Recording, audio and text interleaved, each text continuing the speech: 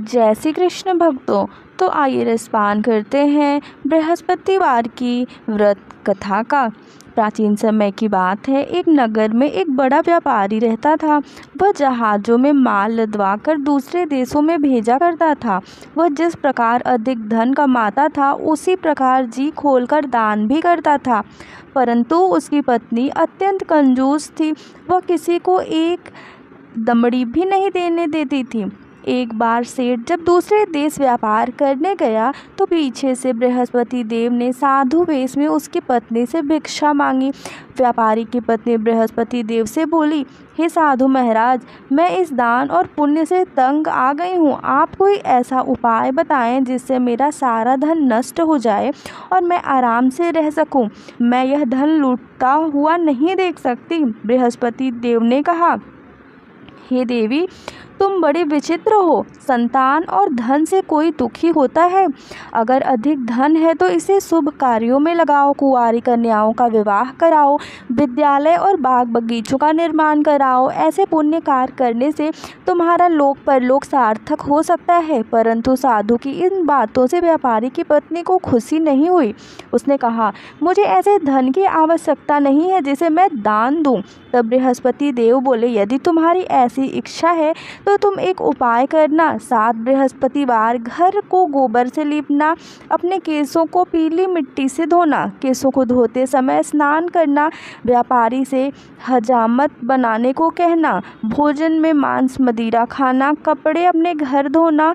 ऐसा करने से तुम्हारा सारा धन नष्ट हो जाएगा। इतना कहकर बृहस्पति देव अंतर ध्यान हो गए। व्यापारी की पत्नी ने बृहस्पति देव के कहे अनुसार 7 बृहस्पतिवार वैसा ही करने का निश्चय किया। केवल 3 बृहस्पतिवार बीते थे कि उसी समस्त संपत्ति नष्ट हो गई और वह परलोक से धार गई। जब व्यापारी वापस आया तो उसने देखा कि उसका सब कुछ नष्ट हो चुका है। उस व्यापारी ने अपनी पुत्री को सांत्वना दी और दूसरे नगर में जाकर बस गया। वहाँ वह जंगल में लकड़ी काट कर लाता और शहर में बेचता। इस तरह वह अपना जीवन व्यतीत करने लगा। एक दिन उसकी पुत्री ने दही खाने की इच्छा प्रकट की, लेकिन व्यापारी के पास दही खरीदने के पैसे नहीं थे। वह अपनी पुत्री को आश्वासन देकर जंगल में लकड़ी काटने चला गया। वहाँ एक वृक्ष के नीचे बैठ अपनी पूर्व दशा पर विचार कर रोने लगा। उस दिन बृहस्पतिवार था। तभी वहाँ बृहस्पति देव साधु के रूप में सेठ के पास आए और बोले, हे मनुष्य, तुम इस जंगल में किस चिंता में बैठे हो? तब व्यापारी बोला, हे महाराज, आप सब कुछ जानते हैं। इतना कहकर व्यापारी अपनी कहानी सुनाकर रो पड़ा। बृहस्पति देव बोले, देखो बेटा, तुम्हारी पत्नी ने बृहस्पति देव का अपमान किया था, इसी कारण तुम्हारा यह हाल हुआ है। लेकिन अब तुम किसी प्रकार की चिंता मत करो। तुम गुरुवार के दिन बृहस्पति देव का पाठ करो।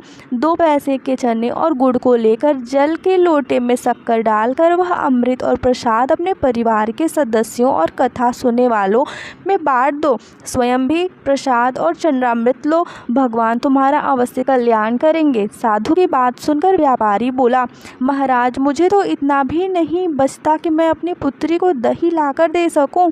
इस पर साधु जी बोले, तुम लकड़ियाँ शहर में बेचने जाना। तुम्हें लकड़ियाँ के दाम पहले से चौगुने मिलेंगे, जिससे तुम्हारे सारे कार्य सिद्ध हो जाएंगे।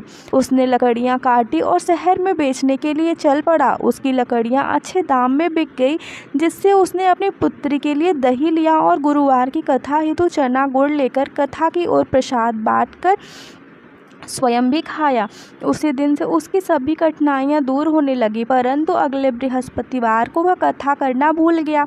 अगले दिन वहाँ के राजा ने एक बड़े यज्ञ का आयोजन कर पूरे नगर के लोगों के लिए भोज का आयोजन किया। राजा की आज्ञा अनुसार पूरा नगर राजा के महल में भोज करने आया, लेकिन व्यापारी व उसकी पुत्री तनिक विलंब से पहुँचे। अतः उन दोनों को राजा ने महल में ले जाकर भोजन कराया। जब वे दोनों लौट कर आए तब रानी ने देखा कि उसका खूंटी पर टंगा हार गायब है। रानी को व्यापारी और उसकी पुत्री पर संदेह हुआ कि उसका हार उन दोनों ने ही चुराया है।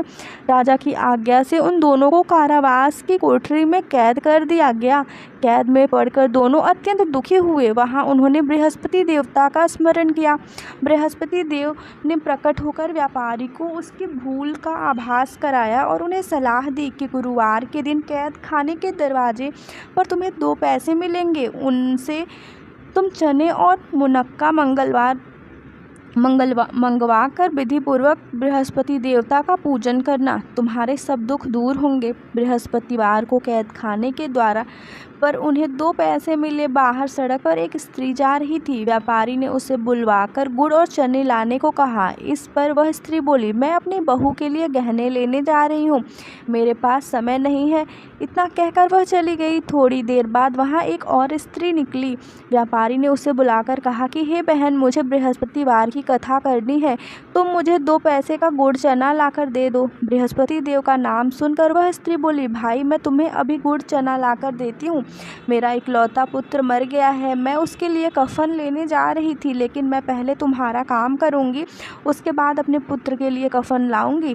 वह स्त्री बाजार से व्यापारी के लिए गुड़ चना ले आई और स्वयं भी बृहस्पति देव की कथा सुनी। कथा के समाप्त होने पर वह स्त्री कफन लेकर अपने घर गई। घर पर लोग उसके पुत्र की लाश को राम राम सत्य है कहते हुए शमशान ले जाने की तैयारी कर रहे थे। स्त्री बोली, मुझे अपने लड़के का मुख देख लेने दो।